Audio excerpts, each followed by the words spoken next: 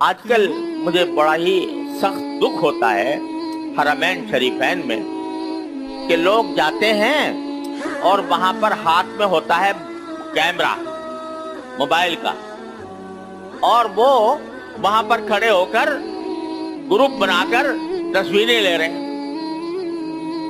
کعبہ سامنے ہے، کعبے کا طواف کر رہے ہیں اور آپس میں ایک دوسرے کی تصویریں لے رہے ہیں۔ تم میری لے لو، کوئی اچھی آئی ہے بری آئی ہے، آپس میں یہ تبصرہ ہو رہا ہے۔